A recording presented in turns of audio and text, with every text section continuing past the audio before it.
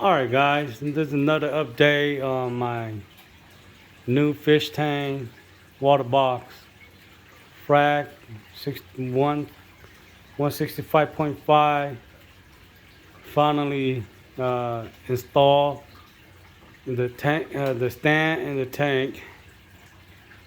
Plumb everything together, connect all the J-Bowl Wi-Fi Waymaker and return pump to the app.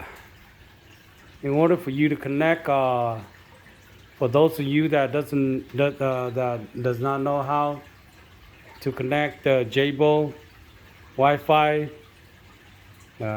you have to have the 2.0 Wi-Fi in order for the J-Bowl to work. If you use the 5G, they will not work. So you have to downgrade your network to 2.5 in order to work for the J-Bowl. But all your networks should be able to do that. Once you install that, pretty easy, simple. Just connect them. Once they connect, you can adjust them by the app, and you can control them from the app from anywhere. You don't have to be exactly at home to control them. Or you can open the app and look at it. But for me, I do have some power break that will notify me if there's no power going to the J-Bowl or something go wrong. You guys see those bricks back there? Those are my controller for my J-Bowl. And I can go online and check on it.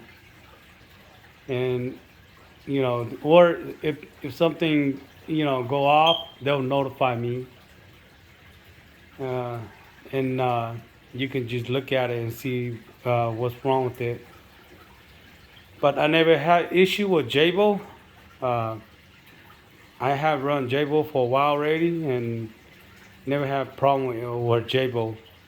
But I don't know about this unit, this Wi-Fi unit. But the one that I run on my 100-gallon, they're not, Wi-Fi. They just regular stand-up, plug and play. This one, I just give it a try since it's new to the market.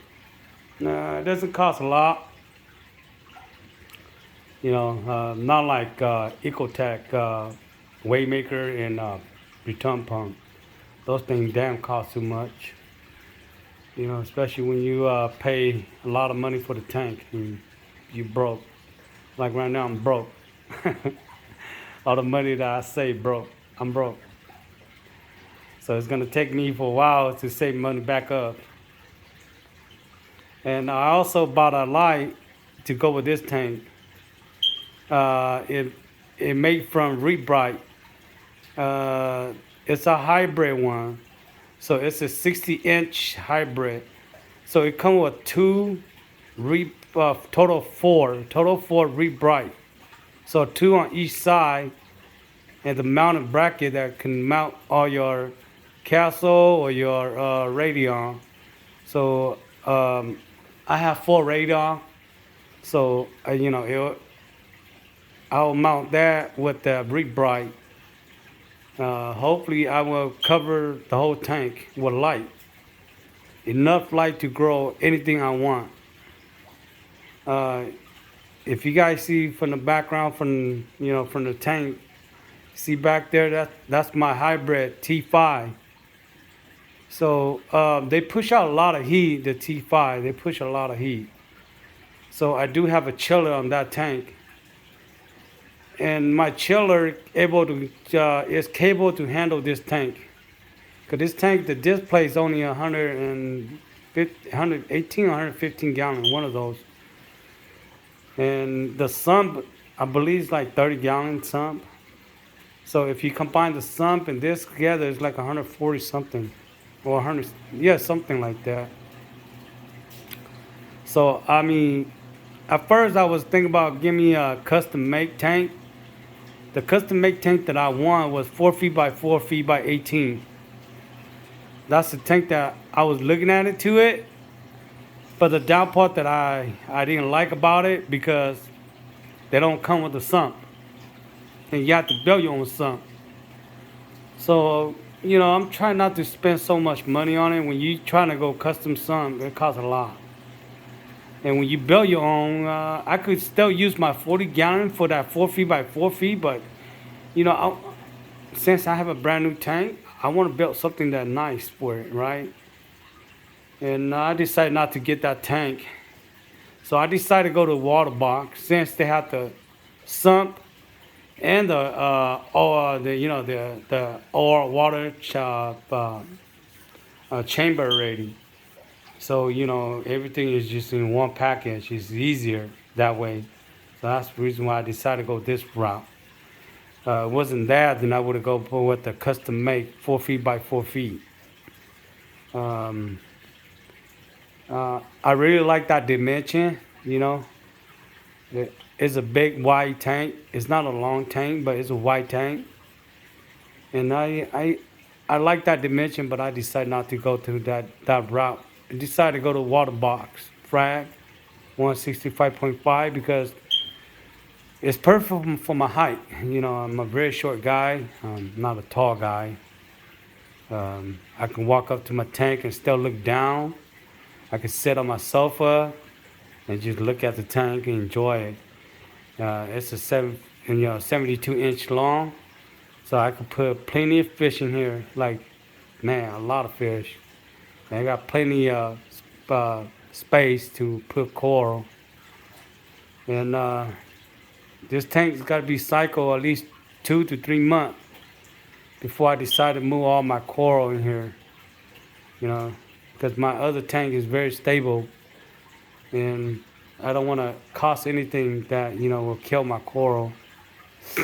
When you transfer stuff like your old tank to the new tank, you definitely is gonna devastate them. And sometimes they will RTN on you, but sometimes they won't.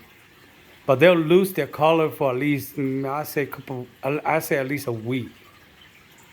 Before they get the full color back. But this tank, I'm planning to run simple, same thing like the other tank. I'm a big fan of Miracle Mud. So I do run Miracle Mud on all my tanks. So even this one, I'm gonna run Miracle Mud, 10-pound Miracle Mud. All right, because the space that I have, I don't have a lot of space to put 20-pound Miracle Mud in here. But I think 10 pounds should be good enough. And I do have those let me show you guys. I don't know what they call, but those medium right there. See all this right here? All this and plus down there, all this gotta go to my 100-gallon. Cause those are very stable already. They'll have a whole bunch of couple pot in there. So they're gonna go they're gonna fill all this space right here. Miracle Mud 2. And the auto top off, I already got that going. I got the equipment for the auto top off. So I'm gonna show you guys what my auto top off is at. My auto top off is gonna be on this chamber, and it doesn't come with this. That's the reason what I like about it. But the second part is that they don't have the glass cover on the top, so a lot of dust can get in here. But I figure a way to cover the top. And the way I'm thinking about running my doser over here. So I'm putting laid up my doser right here and hook up my doser right here and just go through here, go through that little slot hole right there, and put on this chamber right here, that return chamber. So as you go directly in here and suck it up to the tank. And over here, it's gonna be my protein skimmer. It's gonna sit at. But for some reason, guys, I don't know. but I can't slide this thing all the way down. I did already all the way down, but I still got a little gap underneath. All the way to the bottom, I still got a little gap. So that's how you see all this current water is pushing through the bottom. It's not coming up from the top. So I need to figure a way how to push this thing all the way down, so that way the water can rise up and just feed through here instead of go underneath this thing right here. So if you guys know how to do it, comment below and let me know. I mean, people that have water box, you know, I push all the way down already, you know, and it don't go all the way down to the bottom of the glass. And so should I move that bracket right there? There's a black bracket underneath there. Should I move that? In order for this thing to go all the way down? I mean, I don't know, because I moved the two on the side and the top is hella hard to move out. I think it's stuck there. Even the bottom, when I try to move it, it's so hard. So I don't know. I mean, the stand wide, it looks nice, guys. It's a very thick stand. I like it, the way the stand belt is very thick. But it's just plywood too. It's not really wood, you know, it's just plywood.